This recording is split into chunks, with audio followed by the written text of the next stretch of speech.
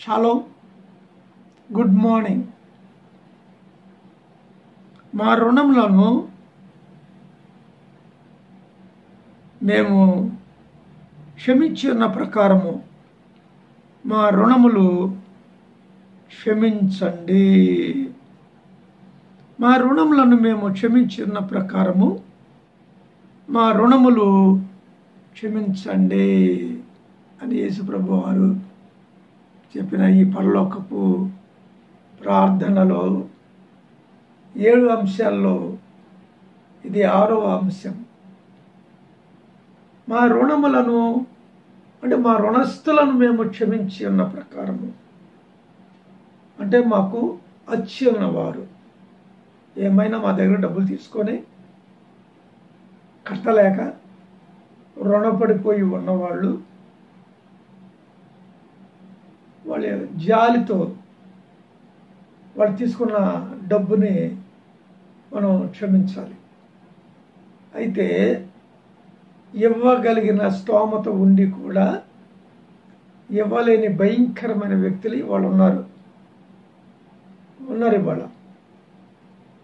10 రోజుల్లో ఇస్తానని మా అన్నయ్య కొడుకు, వాడు పాస్టరే, వాడు తీసుకున్నాడు నా దగ్గర 2012లో. ఇప్పటికి 12 సంవత్సరాలు గడిచిపోయింది. 13వ సంవత్సరం వచ్చేసింది. రూపాయి ఇవ్వలేదు ఇవాళ వరకు. వాడికి చాలా ఆస్తి ఉంది, కోట్ల రూపాయల ఆస్తి, దగ్గర 100 కోట్ల ఆస్తి ఉంది. అయినా ఇవ్వటానికి వాడికి ప్రాణం ఒప్పలేదు. భయంకరమైన స్థితిలోకి వాళ్ళు వెళ్ళిపోయాడు, పేదరికంలోకి. అయినా నా రుణము, నాకు ఇవ్వాల్సిన డబ్బు నాకు ఇవ్వాల్సిందే. ఎందుకంటే పిల్లల యొక్క చదువులు, వాళ్ళు స్థిరపడడానికి, వాళ్ళ పెళ్ళిళ్ళు స్థిరపడటానికి కావాల్సిన డబ్బు అవసరం. పిల్లల కోసం తీసుకున్న డబ్బుని, దాచుకున్న డబ్బుని వాళ్ళు మోసంతో దొంగిలించేశారు నా దగ్గర. ఇంకొక అన్నయ్య ఉన్నాడు, 4వ అన్నయ్య. ఆ అన్నయ్య కూడా తీసుకొని వెళ్ళాడు. 3వ అన్నయ్య కొడుకేమో 10 లక్షల దాకా ఇవ్వాలి. ఈ 4వ అన్నయ్య కొడుకేమో వాడు అన్నయ్య తీసుకొని వెళ్ళాడు. కోవిడ్ వచ్చింది, సెకండ్ వేవ్లో చనిపోయాడు. కొడుకు మంచి జాబ్ చేస్తున్నాడు, కొడుకు ఇవ్వాలి. ఇస్తాను బాబాయ్ అంటున్నాడు. సెకండ్ వేవ్లో అన్నయ్య చనిపోయాడు. వాళ్ళకి చాలా ఆస్తులు ఉన్నాయి, అంటే కోర్టులో ఉన్నాయి, వచ్చినాయి. రేపు మాపు అవి వీళ్ళ పేరున రిజిస్టర్డ్ అయిపోయినాయి. అవి ఎప్పుడు అప్పగిస్తారు, ఎప్పుడు అమ్ముకుంటారు. రియల్ ఎస్టేట్ వాళ్ళకి ఆ స్థలాలు అమ్ముకోవాలని, పొలాలు అమ్ముకొని అపార్ట్మెంట్లు కట్టుకునే వాళ్ళకి ఇవ్వాలని ప్లాన్. వాడికి ఎకరం 3,80,00,000 విలువ చేసే పొలాలు. బాబాయ్ ఇదిగో పొలం అమ్మేస్తాను, ఇచ్చేస్తామని అంటున్నారు. కానీ వాళ్ళకి రూపాయి ఇవ్వగలిగిన కెపాసిటీ ఉంది, కానీ ఇవ్వాల. ఇంకా అలాగే బామర్దులు 10 రోజుల్లో పొలం అమ్మేసి ఇస్తాం, పాప పెళ్ళి వచ్చింది, పెళ్ళికి డబ్బు కావాలక్క అని చెప్పేసి తీసుకున్నారు.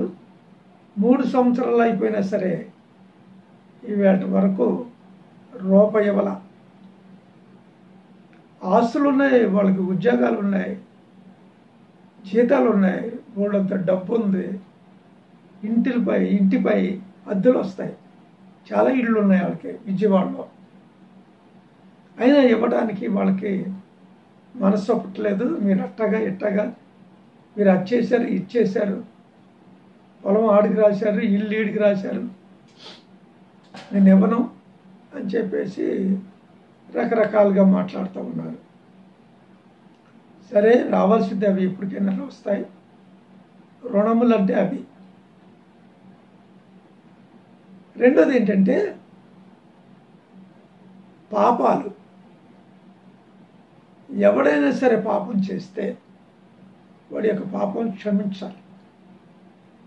క్షమించాలి అంటే వాడు వచ్చి మనల్ని క్షమాపణ కోరుకోవాలి కదా, వాళ్ళలో పశ్చాత్తాపం కలగాలి కదా. కలగకుండా ఎలా క్షమించేస్తావు?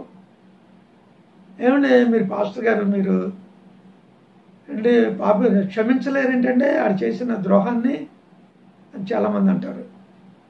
క్షమిస్తా, కానీ వాడికి పశ్చాత్తాపం కలగాలి, వాడు తప్పు చేశానని గ్రహింపు రావాలి కదా.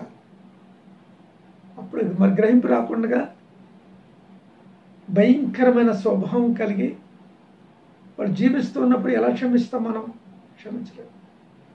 క్షమించలేం, క్షమించకూడదు కూడా. అందుకనే దానికి పరిష్కారం వేరే రకరకాలుగా ఉంటాయి. అవన్నీ త్వరలో మీరు చూస్తారు. ఆ పరిష్కారాలు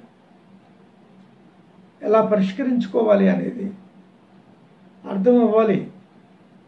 కానీ మౌనంగా ఉంటే కుదరదు, తప్పనిసరిగా దానికి వెల చెల్లించాల్సిందే. వెల చెల్లించాలి. క్రయధనము గొప్పది అన్నాడు. క్రయధనము యేసు ప్రభు వారు చెల్లించారు. చెల్లించి మన రుణములను ఆయన తీసివేశాడు, క్షమించేశాడు.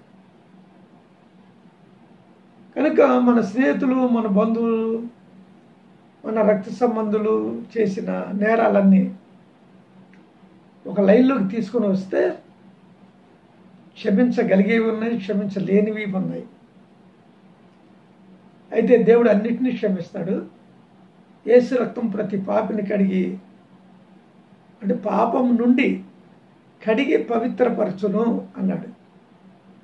ధర్మశాస్త్రము క్షమించలేని ఘోర పాపాలు, రాళ్లతో కొట్టి చంపే పాపాలు కూడా క్రీస్తు రక్తం చేత కడిగి ఆయన క్షమిస్తాడు. మరి క్రీస్తు దగ్గరికి వెళ్ళాలి కదా మనిషి, వెళ్ళకుండా ఎలా క్షమిస్తాడు? అందుచేత కొన్ని పాపాలు క్షమించబడతాయి, కొన్ని నిలిచి ఉంటాయి, కొన్ని మనతో పాటు వెళ్తాయి దేవుడి దగ్గరికి తీర్పులోకి, కొన్ని మనకు ముందు వెళ్తాయి, కొన్ని ఏమో మనకు ముందు వెళ్ళిపోయి ప్రభా ఆడు ఘోరమైన పాపి, ఇదిగో ఇలా చేస్తున్నాడు అలా చేస్తున్నాడు, వాడికి తీర్పు తెచ్చి ప్రభా అని మొరపెడతాయి. కొన్ని పాపాలేమో మనతో పాటు వెళ్ళి కూర్చుంటాయి. అప్పుడు ధవళ సింహాసనం ఎదుట తీర్పు తీర్చబడతాం, తదుపరి అగ్నిగుండంలో వేయబడతాం, యుగ యుగాలు అక్కడ కాలిపోతాం. కనుక మనం నేరం చేయకూడదు, పొరపాట్లు చేయకూడదు, గ్రహింపుతో జీవించాలి. ఒకవేళ చేస్తే వాటిని క్షమించండి అని క్షమాపణ కోరుకోవాలి. నిన్న ఒక పాస్టర్ గారిని క్షమాపణ కోరుకున్నా నేను. ఎలాగంటే ఆయన రాడ్ బెండింగ్ పని చేస్తారు. ప్రార్థనలోకి పనిలో నుంచి వచ్చి, ఆయన కూడా పాస్టరే. అయితే మా టీం ఒకటి ఉంది, ప్రేయర్ టీము. ఆ ప్రేయర్ ఫెలోషిప్లోకి పనిలో నుంచి వచ్చేసి నిద్రపోతాడు.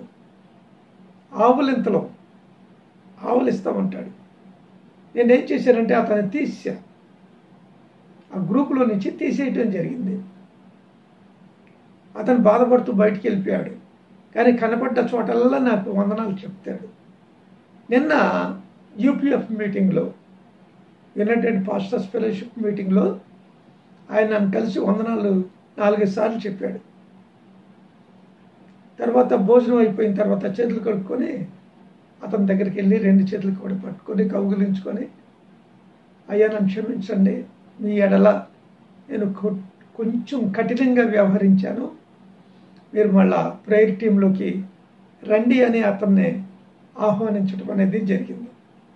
అది నిజమైన క్షమాపణ, నిజమైన భక్తి అతనిలో ఉంది. నిజంగా క్షమించే గుణం నాకు ఉంది కనుక నేను అతను క్షమించాను. ఈవేళ కూడా దగ్గర నాకు 25 లక్షల రూపాయల వరకు పాస్టర్స్ కానివ్వండి, బంధువులు కానివ్వండి, అప్పు పడి ఉన్నారు నాకు. అవన్నీ నాకు రావాలి. 15 సంవత్సరాల క్రితం కూడా తీసుకున్న డబ్బులు తీసుకున్న పాస్టర్లు ఉన్నారు నా దగ్గర. ఇవాళ వరకు వాళ్ళు ఇవ్వలేదు. మళ్ళీ వచ్చేసి నెలకు 500 తీసుకొని వెళ్తారు నా దగ్గరికి వచ్చి. సరే, ఎంతవరకు మనం ఇవ్వగలం? మన ఆదాయం ఎంత? మనమేం చర్చి మీద దోచుకునే వాళ్ళం కాదు. కానుకలు దశభాగాలు తీసుకురండి అని చెప్పేవాళ్ళం కాదు. ఆడిచ్చినా నాకు అక్కర్లా. అసలు బైబిల్ యేసుప్రభు వారు కానుకలు దశభాగం గురించి ఆయన చెప్పలేదు. అసలు వద్దన్నాడు, తీసుకోవద్దన్నాడు. మరి ఎలా తీసుకుంటా? నేను ఒక ప్రీచర్ని అయ్యుండి, అలాగే పాస్టర్లను కూడా తీసుకోకూడదు, తప్పురా. నువ్వు ఆటో నడుపుకో, కూరగాయలు అమ్ముకో, ఉల్లిపాయలు అమ్ముకో, ఇనప సామాను అమ్ముకో, ఏదో చెప్తా నేను.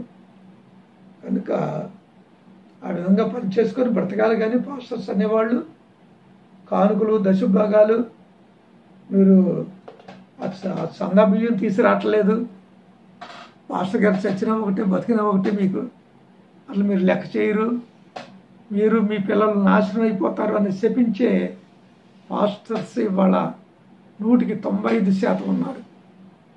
కానుకలను అడిగే సేవకులు 100% ఉన్నారు. నాకు ఒక తమ్ముడు కనపడ్డాడు.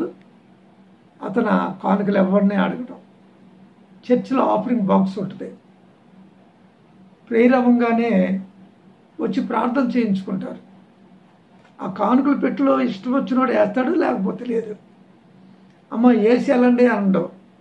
కొన్ని చోట్ల సంచి తీసుకొని వస్తారు, వేయండి అని ఎదర.